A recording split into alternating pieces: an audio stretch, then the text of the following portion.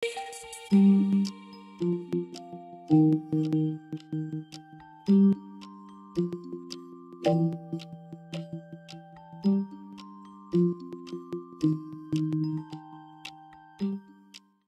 brėžinukus, sukčiau pagal brėžinimą vieną rėmą, bandysim Lėjos lovytę daryti. Tai pati esmė, kad irgi noriu atsigaudyti gerai, kad siurblys paleistų robotukas. Pats siurblys ten nepilnė 10 cm, tai galvoju padaryti 11. Na ir pabandysiu vieną rėmą dabar susisukti ir pažiūrėsiu, kas gaunasi.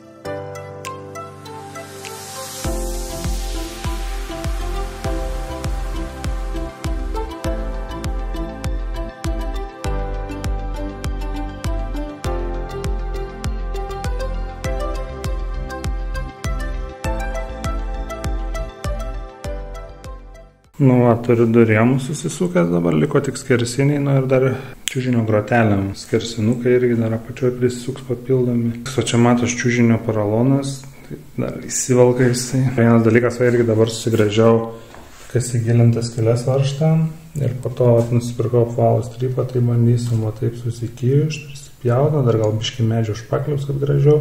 Galutinė ta lovelė, tai bus jinai baltai dažyta, tai turėtų būti viskas gražu. Gal šiaip visi kampai labai gražiai susipjovė, susijungia, matmenys irgi visi gerai išsilaiko, tai labai gerai iš to brėžinio viskas žiūrėjau, pasidariau. Gal tik tai vienintelė problema tai medžio susiraitimai, nors ir atrodo labai rinkausi parduotuvėje, bet nebuvo iš daug rinktis. Tai tas vienintelis gal kiša koją, bet šiaip viskas super.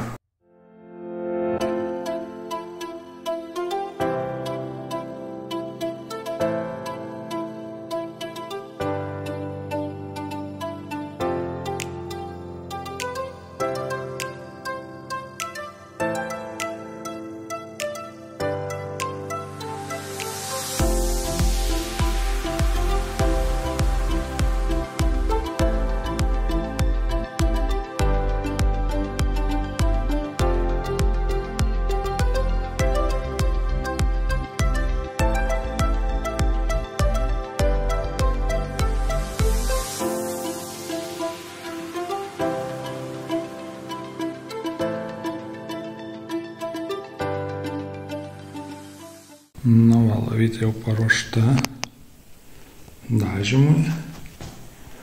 Tai visur pasidariau medinius kaiščius ant varžtų.